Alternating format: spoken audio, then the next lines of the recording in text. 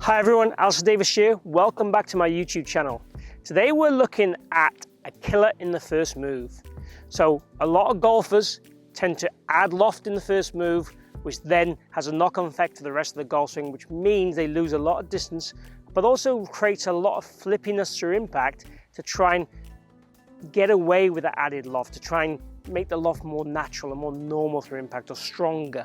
So that's the consequence from adding loft in the first stage. So I'm going to share with you a really great concept stroke drill that's going to make a huge difference to your game.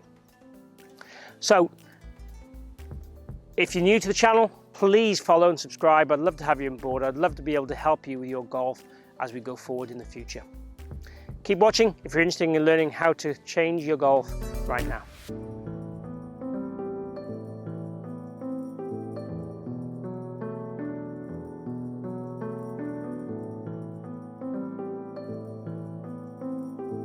So what we're looking at is really a lot of golfers that I'll see in my studio will tend to take the golf club back and roll this face open. So the toe of the club will be pointing either straight upwards or even slightly behind them. Now, ideal world, the club should go back pretty much parallel to the spine. Certainly if you want to be a strong hitter of the golf ball. So years ago I used to teach toe up, and I'd be okay if the toe was parallel to the spine or leading edge parallel to the spine. Now I pretty much nearly always want people to be parallel to the spine. The reason behind it, it's become more and more of a power game. We need to hit the golf ball further to be more competitive. Everyone wants more distance.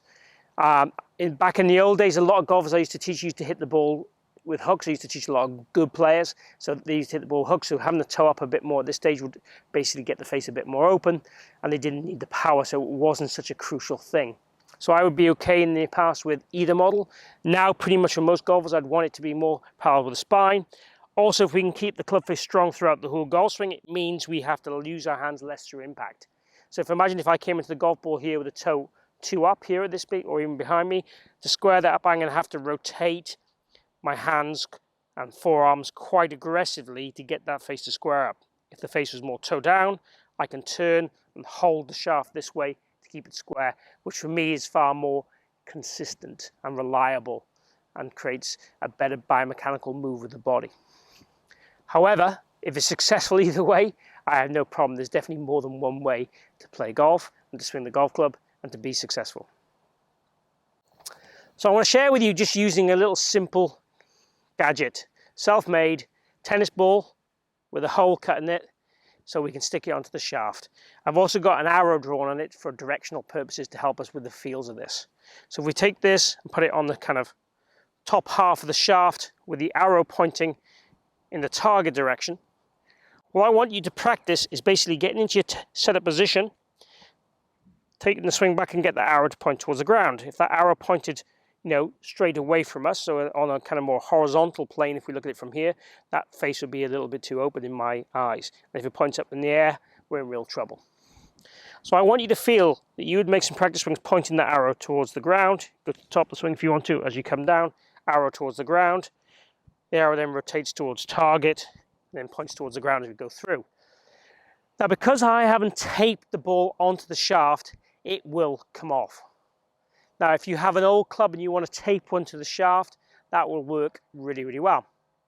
If you want to use something a bit more temporary, you can actually use a T-peg on the shaft the same way and put that on with some blue tack and then swing back and get the T to point towards the ground. That will work really well also. For me, bigger objects are more visual and they tend to make a bigger difference with golfers. So when I'm in my studio, I will use this tennis ball quite a lot to get people to rotate the shaft more and to look at the external elements of the shaft rotating rather than think of the forearms. And if they rotate the shaft, the forearms follow suit, and so on. So really what we're after in that takeaway is getting the club face in a stronger position. The benefit from it also is if I get the club face in a stronger position, the direction tends to improve. You'll notice as I roll the face, it tends to work inside. So getting the club face more strong tends to keep the hands more passive. I get less roll with the hands in the takeaway, and that gets the club more on plane also by not rolling. So once I've done that for a few practice swings, got the feel, take your setup to a golf ball as you would do completely normal. Make a rehearsal, try and feel that the toe of the club is matching your spine or even more down, the right palm's facing down. And then we're going to go and try and hit a golf ball with the same feel.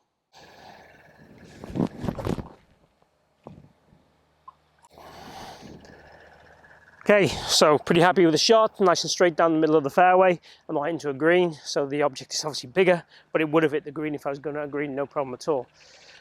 So the key for me is getting the feel, using that feel straight away then in the swing to allow you to free roll, if you like, and make a slight change in how you move. And that's the ideal world. So to hit stronger golf shots, or the biggest fault we would see in terms of loft in the takeaway would be this rolling of the face open, and the face being open in the downswing too. So this one exercise will help both of those things.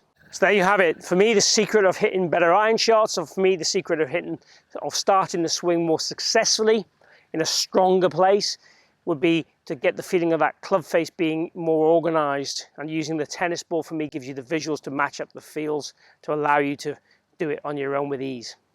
So I hope you've enjoyed that. If you have, please click like and share the video. It really helps if you can do that for me. Also, please chat below, ask any questions, post any comments, send any feedback. Really, requests are really useful because it means I can take this channel in the direction that you want to see, which means then it's going to do better.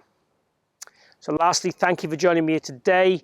Hope it's improving your golf. Let me know down below again if you have any questions on that, or if it's not improving your golf or you want help in certain areas. I'd be really grateful to receive those. So thanks for joining me at the Forest of Arden. See you again here real soon.